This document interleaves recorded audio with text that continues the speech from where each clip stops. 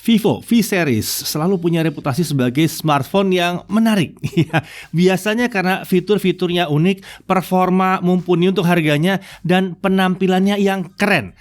Seri V ini memang biasanya selalu keren. Nah, yang satu ini adalah Vivo V21 5G. Smartphone yang keren ini siap untuk semua jaringan 5G Indonesia. Tipis, ringan, dan kamera selfie-nya yang 44 megapiksel ini sudah ditingkatkan dibandingkan pendahulunya. Vivo V21 5G. Ini adalah varian terbaru dari Vivo V-Series yang masuk secara resmi ke Indonesia. Smartphone ini merupakan penerus dari Vivo V20 tentunya, yang peningkatan disebut Vivo sebagai membuatnya smarter, slimmer, dan faster. Vivo V21 5G ini sesuai dengan namanya tentunya sudah siap untuk 5G, yang bisa jadi akan sudah tersedia di Indonesia dalam waktu super dekat. Nah, mari kita lihat paket penjualannya. Ada unit Vivo V21 5G tentunya, ada 33 watt flash charge di sini. Kemudian ada kabel USB Type-C, ada hands-free, ada converter USB Type-C ke audio jack 3,5 mili, ada case-nya. Terima kasih Vivo masih ada case-nya di sini ya. Ada screen protector yang langsung terpasang di layar smartphone, ada SIM tray ejector, dan ada paket dokumen. Untuk desain ini katanya thoughtful and sophisticated design element ya. Bodi belakangnya terlihat elegan dengan anti-glare matte glass yang menciptakan kesan luxurious. Memang di sini kesannya keren ya, elegan lah di situ ya. Nah, pilihan bahan untuk bodi belakang membuat Vivo V21 5G ini scratch resistant, jadi tidak mudah tergores, tidak licin, juga tidak mudah kotor. Sementara untuk frame, Vivo V21 5G ini menggunakan flat frame design yang membuat smartphone ini terlihat sederhana tapi tetap artistik. Untuk opsi warnanya ada dusk blue yang terinspirasi dari langit malam, ada sunset dazzle yang menggambarkan suasana sunset berpadu dengan biru laut yang saya pegang dari tadi ini ya. Ini adalah smartphone 5G tertipis yang ada untuk saat ini di Indonesia. Ketebalannya hanya 7,29 mm untuk versi dusk blue dengan bobot hanya 176 gram. Sementara untuk yang sunset dazzle itu ketebalan 7,39 mm dengan bobot hanya 177 gram. Jadi tipis dan ringan. Mari kita lihat dulu ya desainnya. Di kanan ada tombol power dan tombol volume up and down. Kemudian di atas ada mikrofon. Di sebelah kiri kita lihat ini kosong, bersih kosong di sini ya. Di sisi bawah ini ada tray untuk SIM. Ini traynya sayangnya hybrid, jadi bisa pakai 2 nano SIM atau 1 nano SIM card plus 1 micro SD. Kemudian ada mikrofon, ada USB Type-C, dan ada grill speaker. Di sisi depan kita bisa lihat ini adalah 2.5D screen curve ya, 6,44 inci Full HD I3 AMOLED Full View Display. Nah itu layarnya tuh. Sesuai dengan namanya, panelnya ini adalah panel AMOLED. Resolusinya 2404 x 1080 pixel dan ini sudah support 90 Hz high refresh rate. Brightness-nya adalah tipikal di 500 nits dan bisa mencapai 800 nits jika dibutuhkan. Dia sudah memiliki sertifikasi SGS Eye Care Display ya. Jadi nyaman, bahkan kalau mau dipakai browsing malam-malam nggak ada masalah ya. Nah, di sini ada 44 megapiksel OIS Super Night Selfie Camera. Ya, ini kamera selfie-nya ini ditempatkan di notch kecil di area tengah atas layar. Ya, otomatis dia pasti pakai notch karena ini besar sekali ya. Ini sensornya 44 megapiksel dan dilengkapi dengan optical image stabilizer. Bukaannya juga f2.0 dan ini adalah sensor autofocus. Ini unik sekali untuk Vivo V21 5G, di mana ada OIS di kamera selfie-nya dan ada autofocus juga. Barang langka ya, jadi kami tidak akan protes soal notch-nya karena isinya keren. Nah, dia juga memiliki dual selfie spotlight, jadi ada lampu spotlight di kanan dan kiri earpiece. Menarik sekali. Dia juga memiliki fitur video recording sampai dengan 4K 30 fps. Kemudian fitur lain seperti Super Night Selfie, 4K selfie video, Stable selfie video, eye autofocus yang sangat menarik sekali ya, dia bekerja dengan luar biasa cepat. Ada light filters, ada child face beauty, ada beauty mark retention, ada head slimming for groupies juga untuk group selfie. Nah, untuk earpiece adanya di bezel di atas layar. Sementara itu di depan ini juga ada screen touch ID, fingerprint scanner yang ada di display. Beralih ke sisi belakang, kita bisa lihat sistem rear kamera dengan desain new dual tone step, di mana step pertama merupakan area kamera dengan warna hitam. Kemudian step kedua adalah decorative ring dengan warna yang senada dengan back cover atau bodi belakang. Serta ada step ketiga yaitu adalah bodinya sendiri ya. Nah, ini kamera yang memiliki 64 megapiksel OIS night camera. F1.79 udah pakai optical image stabilizer juga, jadi depan belakang optical image stabilizer, autofocus, kemudian ada juga 8 megapiksel multi-mode camera, ini adalah super wide angle camera and bokeh ya. F2.2 120 derajat wide perspektif, jadi ini lebar sekali ya. Dan lalu ada lagi 2 megapiksel super macro kamera F2.4 dengan jarak fokus 4 cm. Kemampuan perekaman video pada kamera belakang ini adalah mencapai 4K juga ya, 4K 30. Fitur-fitur lain ada double exposure, ada dual view video, ada eye autofocus, ada ultra wide night, ada ultra stable video, dan ada multi style portrait juga. Oke, beralih ke jeroan. Ya, smartphone ini menggunakan SoC MediaTek Dimensity 800U dengan fabrikasi 7 nanometer. Kita udah pernah bahas yang satu ini ya, tentang Dimensity 800U-nya ya. Jadi kalau mau tahu detailnya tentang 800U, udah ada video sebelumnya. Nah, untuk RAM-nya itu 8GB, tapi dia punya 3GB extended RAM. Extended RAM ini memanfaatkan bagian dari storage sebagai perpanjangan tangan dari RAM sistem. Apakah ekstra RAM 3GB ini membuat sistem jadi lebih kencang? Sebenarnya nggak tepat bisa dibilang begitu, karena kecepatan extended RAM itu tidak sekencang RAM sesungguhnya ya. Tapi ekstra 3GB ini membuat aplikasi di background bisa aja diposisikan di RAM yang adanya dalam storage. Pada akhirnya ini membuat aplikasi berat dan besar yang lagi dipakai bisa memanfaatkan RAM utamanya yang besar-besar 8GB itu dengan sangat leluasa sekali. Nah, untuk storage internal dia menggunakan 128GB UFS 2.2, sementara baterainya adalah baterai 4000 mAh dengan 33 watt flash charge. Oke, jangan protes dulu, ini cuma 4000 mAh, nanti lihat hasil tesnya ya. Nah, untuk OS dia pakai Vantage OS 11.1 berbasis Android 11. Fitur andalan Vivo juga ada di sini seperti Jovi Home dan Ultra Game Mode, itu masih ada di V21 5G. Untuk sensor-sensor ini cukup lengkap, accelerometer, gyro, proximity, ambient light, e-compass, lengkap semua di dalam sini ya. Konektivitas 4G LTE jelas bisa, tapi dia juga punya dual mode 5G. Diklaim Vivo menawarkan koneksi yang lebih stabil dan kuat serta konsumsi daya yang relatif lebih rendah dibandingkan single mode 5G.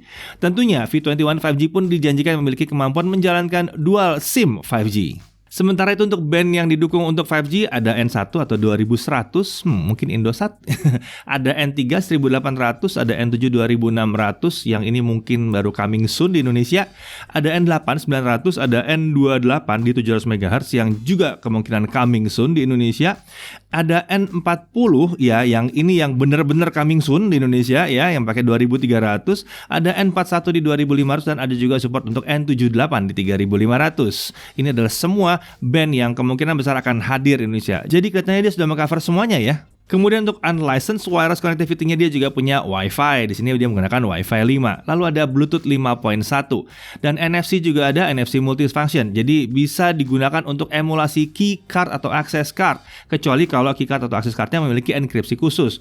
Serta bisa untuk kegunaan NFC yang secara umum ya, yang mau top up segala macam, top up e-money atau dan lain-lain itu pasti bisa. Oke, kita masuk aja langsung ke uji performance ya. Benchmark Antutu 8 kita dapat 332.227.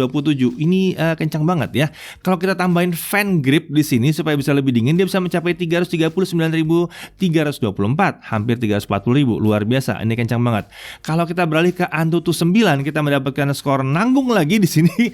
Tinggi tapi agak nanggung di 392.769. 390.000. Kalau kencang dikit lagi 400.000 enak kali ya ngasih lihatnya ya. Tapi nggak apa-apa, ini udah kencang banget sebetulnya untuk kelasnya. Sementara itu untuk Geekbench single core di 590 dengan multicore di 1774. Untuk GFX Bench T-Rex offscreen 1080p ada di kisaran 83 fps. Sementara untuk Car Chase offscreen 1080p ada di 20 fps. Kemudian 3D Mark Slingshot Extreme OpenGL graphics score-nya ada di 3300. Oke, pasti banyak yang nanya, ini kepanasan nggak? Ini throttling gila-gilaan nggak? Oke, kita pakai 3D Mark Wildlife Stress Test. Best score-nya adalah 1613 dengan lowest score di 1595. Nah, ini berarti konsistensinya adalah sampai dengan 98,9%. Jadi dia hanya turun 1,1%, luar biasa. Ini sih stabil banget, throttling nggak terasa di sini. Nah, mari kita coba untuk gaming. Kita coba dulu pengen PUBG ya. Sayangnya defaultnya hanya Smooth Ultra di kisaran 40 fps. Nah, frame rate-nya ya kena imbas dari batas 40 fps di setting Ultra. Seharusnya SoC di kelas ini tuh bisa lebih tinggi lah dari sekedar Smooth Ultra ya. Tapi ya kalau kita terpaksa tes di Smooth Ultra ya hasilnya 40 konsisten, 40 terus-terusan. Nah, kemudian kita beralih ke Genshin Impact. Settingannya adalah lowest 60 fps. Pengujian gamingnya kita lakukan selama 30 menit. Di awal emang rata-rata cukup tinggi, bahkan bisa nyampe hampir 50 fps. Tapi setelah 15 menitan sampai ke akhir pengujian rata-ratanya agak sedikit menurun, tapi tetap bisa di atas 30 fps. Kalau lagi jalan-jalan aja bahkan bisa 35 sampai 45 fps. Sesekali dia drop kalau lagi pindah ke area yang baru gitu ya. Tapi hal ini emang wajar banget ya. Kalau battle, frame rate-nya emang nggak setinggi waktu jalan-jalan, tapi nggak parah, masih bisa di kisaran 30 fps. Sesekali bisa turun ke 25 sampai 30 fps, tapi nggak bikin battle jadi susah untuk dikendalikan. Beralih ke Minecraft, ya ternyata dia bisa 90 fps di sini sesuai dengan layarnya. Kita pakai render distance 8 chunk dan kita bisa mendapatkan frame rate di 75 sampai dengan 90 fps. Ini luar biasa. Kalau render distance-nya di 12 chunk rata-rata di kisaran 55 sampai 80 fps. Jadi lumayan kencang juga. Nah, kalau kita mau gambar yang lebih keren lagi, kita bisa pasang render distance di 16 chunk dan kita masih bisa dapat 50 sampai 65 fps, dengan sesekali dia bisa drop ke 40 sampai 45 fps kalau areanya luas dengan banyak objek. Tapi itu berarti performanya udah oke banget sih. Untuk Mobile Legend, kita bisa dapat setting High HD HFR ya, shadow off tentunya di sini. Hampir rata di 60 fps ini, dan ini seharusnya udah nyaman sekali sekalipun mau main yang kompetitif sekalipun ya. Hampir nggak terasa ada stutter selama satu match game ini. Kemudian kita juga coba di PES 2021, settingan di high 60. Game ini bisa dilahap di setting high dengan frame rate rata-rata 60 fps juga sesuai permintaan. Memang ada area tertentu di lapangan yang saat bola berada di sana, frame rate turun ke sekitar 50 sampai 55 fps, tapi game ini tetap terasa nyaman dimainkan walaupun settingannya high. Oke, beralih ke Shadowgun Legends. Kita setting di low 60 fps. Game ini sempat berjalan di 70 sampai 85 fps di awal mapnya ya. Namun setelah sekitar 1,5 menit aja frame rate-nya jadi terkunci di maksimum 60 fps. Hal yang sama ini sering terjadi pada pengujian smartphone belakangan ini. Ya memang ya kelakuannya game satu ini. Oke, kemudian kita beralih ke Subway Surfer. Game yang ya game sejuta umat juga nih satu ini ya. Setting default aja dia mulus, lancar, dan kita bisa dapat 90 fps. Ini menyenangkan sekali. Bukan di 60 fps, bisa main Subway Surfer di 90 fps. Oke, sekarang mari kita tes suhu permukaan dari smartphone ini karena permintaannya banyak sekali juga untuk tes suhu permukaan ya. 30 menit main Genshin Impact di lowest 60, sisi depan atau di layar itu maksimum di kisaran 45 derajat Celcius di area dekat kamera selfie. Untuk sisi belakang, dia ada di kisaran 43 derajat Celcius di dekat area kamera. Suhu permukaan dari Vivo V21 5G ini bisa dikatakan relatif tidak tinggi, sekalipun setelah digunakan bermain Genshin Impact selama lebih dari 40 menit. Jadi lumayan kencang dan dingin. Oke, tapi bagaimana hasil kameranya? Saya nggak tes di dalam sini ya. Mari kita serahkan ke Chris untuk tes kameranya. Oke, jadi di tangan saya kali ini sudah ada Vivo V21 5G nih. Jadi langsung aja kita tes kemampuan kameranya seperti apa. Kita mulai dari kamera selfie-nya dulu. Seperti biasa ini share cam di resolusi Full HD 30, dan ini audionya langsung dari mikrofonnya Vivo V21 5G. Jadi saya nggak pakai mikrofon eksternal. Jadi kalau ibarat kalian pengen pakai vlogging, suaranya kurang lebih akan seperti ini. Nah, untuk seterusnya, saya juga akan pakai mikrofonnya Vivo V21 5G, cuman nanti akan saya voice over via studio aja ya. Karena kalau lagi kondisi begini nih, lagi kurang kondusif, suaranya berisik banget di sini. Jadi nanti kita akan lanjut pengujiannya dan saya akan voice over dari studio. Oke, kita mulai dari stabilizernya dulu nih. Secara default, kamera selfie-nya ini menggunakan optical image stabilizer. Dan keuntungan besar dari menggunakan optical stabilizer ini adalah selain bisa stabil, adalah sudut pandangnya jadi lebih luas nih. Baik resolusi Full HD 30 atau 4K 30, optical stabilizer itu akan tetap aktif. Luar biasa. Dan buat saya pribadi, OIS-nya itu sebenarnya udah cukup ya untuk menstabilkan. Tapi kalau misalnya kalian butuh stabilisasi ekstra, Vivo menyediakan stable selfie video nih. Dengan fitur ini, dia akan mengaktifkan fitur EIS. Jadi terlihat kalau sudut pandangnya ini jadi sedikit lebih sempit. Tapi videonya jadi lebih stabil lagi. Misalnya kalau kalian mau lari-lari atau gerakan yang ekstrim itu, ini akan sangat membantu. Yang sangat saya suka dari kamera Vivo ini adalah skin tone-nya nih. Saat foto atau video, warna kulit yang dihasilkan itu natural dan enak dilihat. Saya cocok dengan karakter warnanya nih. Dan dari segi dynamic range, ketika background-nya cahayanya sangat kasar seperti ini, dia masih bisa membuat wajah saya cukup jelas. Tapi kalau background kurang jelas itu wajar ya terjadi di kondisi seperti ini. Nah, untuk kemampuan autofocus di kamera selfie-nya terbilang cukup cepat, namun memang nggak bisa jarak yang terlalu dekat. Ini akan asik banget nih kalau kalian lagi vlogging, terus mau ngasih lihat objek ke dekat kamera nih. Biasanya fitur-fitur kayak gini nih cuma ada di smartphone flagship kelas atas, tapi Vivo menghadirkannya di sini, luar biasa. Dan saya juga habis nyobain pas malam, autofocus selfie-nya tuh masih bisa bekerja dengan baik. Sekarang kita lanjut ke kamera utamanya nih. Ketajaman dan dynamic range sudah bagus, tapi satu hal yang saya sadari saat nyobain adalah kalau di resolusi Full HD 30, stabilisasi yang bekerja adalah IIS plus OIS-nya. Makanya sudut pandangnya jadi agak sempit nih kalau kamera utamanya. Ini saya rekam pakai tangan aja ya. Dari segi kestabilan tidak ada masalah sama sekali, udah bagus banget walaupun di mode auto. Kemudian saya iseng juga ketika nyobain resolusi 4K 30, ternyata stabilisasi yang bekerja hanya optical stabilizer. Kelihatan kan dari sudut pandangnya yang lebih luas nih. Stabilisasinya memang tidak sehebat kalau dipadukan dengan IIS, tapi personally sih buat saya udah sangat cukup. Sekarang kita ke kamera super wide angle-nya. Nah, seperti kalian lihat sudut pandang yang dihasilkan itu lebar banget ya. Buat yang mau foto atau video landscape, asik banget nih pakai kamera yang ini. Tapi perlu diperhatikan kalau kualitas kamera itu memang tidak setara dengan kamera utama atau selfie-nya ya. Oke, sekarang kita mau lihat kemampuan stabilisasinya di kondisi malam hari seperti ini nih. Umumnya yang terjadi kalau di kondisi malam seperti ini di smartphone lain, kalau pakai IISD itu akan membuat videonya itu menjadi bergetar.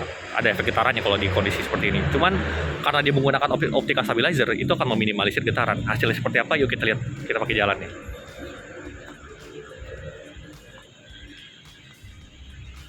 Nah, seperti kalian lihat, ini nggak ada efek getar sama sekali, malah ini berkat optical stabilizer, ini mantep banget.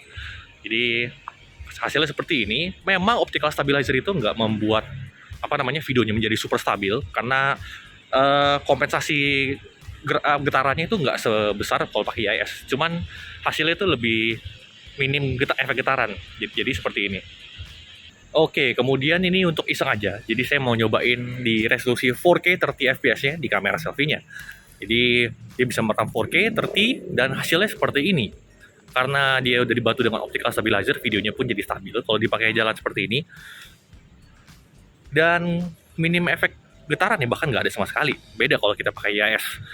Jadi untuk vlogging, untuk video kayak gini nih udah asik banget. Nah, di kondisi yang ekstrim seperti ini nih, di tempat yang minim cahaya, yang gelap sekali seperti ini, wajar kalau video selfie-nya itu agak noise seperti ini. Itu kamera manapun juga pasti akan noise kalau kondisinya kayak begini. Tapi untuk itu Vivo memberi solusi dengan menggunakan dual flash di kamera selfie-nya. Jadi ada dua flash di posisi kiri kanan kamera selfie-nya. Kita bisa nyalain dan hasilnya kurang lebih akan seperti ini. Nah, ini ketika flash udah dinyalain atau Vivo bilangnya sebagai spotlight selfie video nih. Jadi bisa membantu supaya lebih terang di wajah kita, jadi lebih terlihat. Jadi kalau kalian lagi pengen vlogging misalnya, mungkin kalau lagi kondisinya yang gelap-gelap seperti ini, bisa terbantu dengan flashnya ini. Jadi kita jadi lebih terlihat. Nah, sekarang saya lagi nyobain kamera utama dari Vivo V21. Kita lihat hasilnya seperti apa. Menariknya karena dia juga sudah dibekali dengan optical image stabilizer. Jadi hasilnya juga bisa lebih stabil dan minim efek getaran kalau lagi kondisi minim cahaya seperti ini nih. Ini coba kita pakai jalan ya. Hasilnya kurang lebih seperti ini. Seperti kalian lihat, ini stabilnya luar biasa, hebat. Jadi kita coba pakai lari dikit.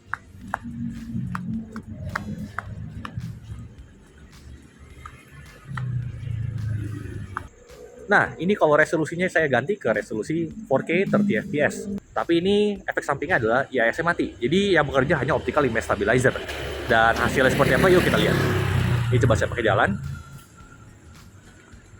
Keuntungan dari menggunakan optical stabilizer aja itu adalah memang videonya jadi lebih lebar. Tapi tingkat kestabilannya nggak sehebat kalau kita pakai dua-duanya. Seperti di Full HD 30 fps tadi. Tapi kalau cuma pakai jalan seperti ini udah lebih dari cukup kok. OIS ini udah sangat membantu, jadi videonya tuh cukup stabil. Kemudian kita juga mau lihat kalau kamera super wide angle itu seperti apa di kondisi minim cahaya seperti ini. Seperti yang kalian lihat, memang kualitasnya itu tidak setara dengan kamera utamanya. Jadi akan sangat disarankan kalau kondisinya minim cahaya seperti ini, pakai kamera selfie atau pakai kamera utamanya aja, karena itu sensornya lebih besar, jadi hasil video juga lebih oke. Untuk fotografi, di kamera selfie-nya ini bisa saya bilang selfie-nya luar biasa. Warna kulitnya saya suka, detailnya dapat, dynamic range juga bagus. Keuntungan adanya optical stabilizer ini juga sangat berasa di fotografi ya. Kapan lagi nih selfie, tapi kita bisa dapat rasa aman karena peluangnya tinggi untuk fotonya itu tajam.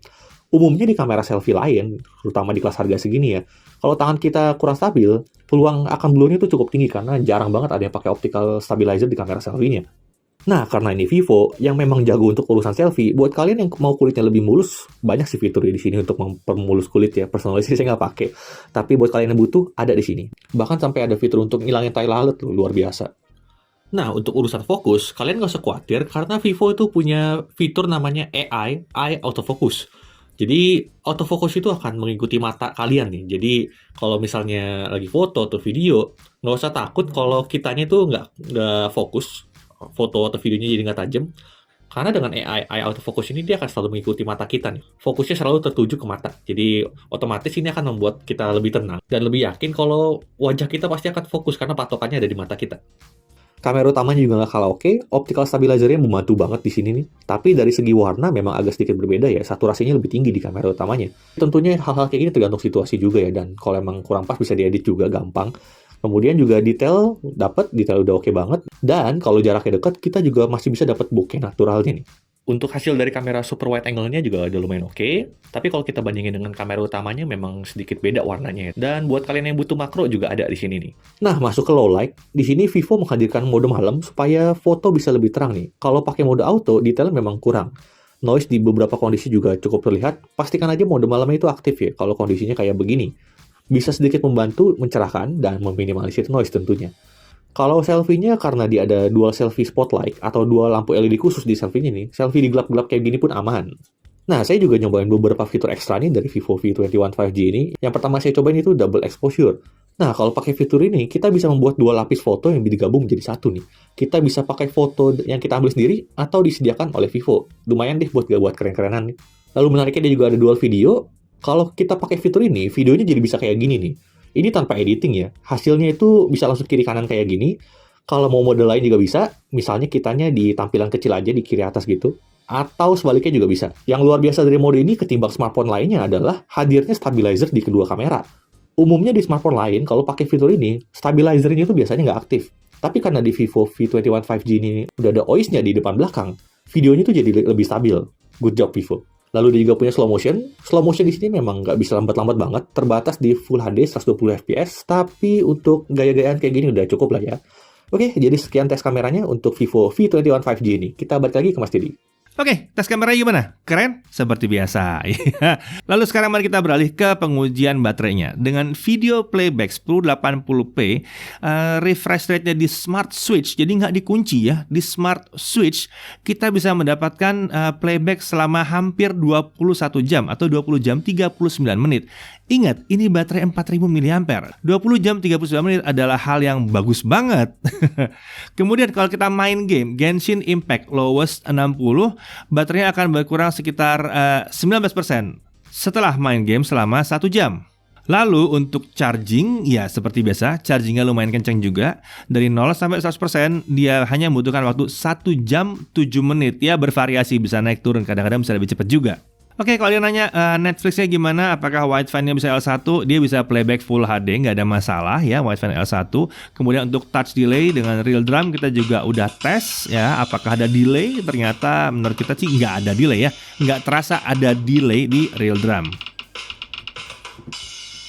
Oke, nanya harga pasti kan? Oke, harga resminya adalah 5.799.000. Sebuah harga yang cukup miring untuk smartphone 5G yang bandnya lengkap. Nah, buat yang ikut pre-order dari tanggal 24 sampai 29 Mei 2021 di Tokopedia, kalian bisa dapetin Vivo Wireless Sport Lite ya, senilai 399.000 dan juga Toko Points sebesar 200.000. Jadi kalau pre-order bonusnya oke.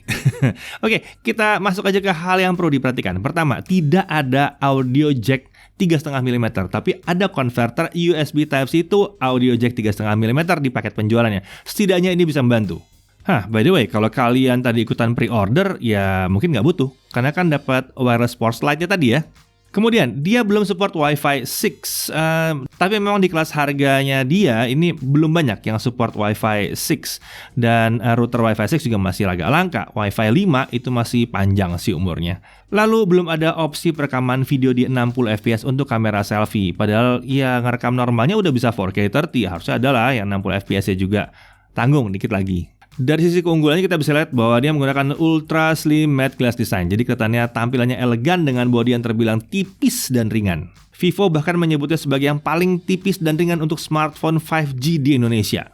Lalu ada Dual OIS Night Camera yang 44 megapiksel OIS Super Night Selfie Camera dan 64 OIS Night Camera ya. Ini merupakan daya tarik tersendiri karena belum ada smartphone yang masuk resmi ke Indonesia yang menawarkan ini. Ya, Dual OIS depan belakang. Itu barang langka ya. Fitur kameranya juga terbilang melimpah dan banyak yang menarik. Kemudian 6,44 inci Full HD Plus i3 AMOLED Full View Display ini menawarkan kualitas tampilan yang baik dengan refresh rate 90 Hz dan sudah punya SGS iCare display juga. Jadi layar oke banget. Daya tahan baterainya walaupun cuma 4000 mAh tapi daya tahan baterainya oke banget juga di situ ya. Nah, kemudian isi ulang baterainya kencang dengan charger bawaan.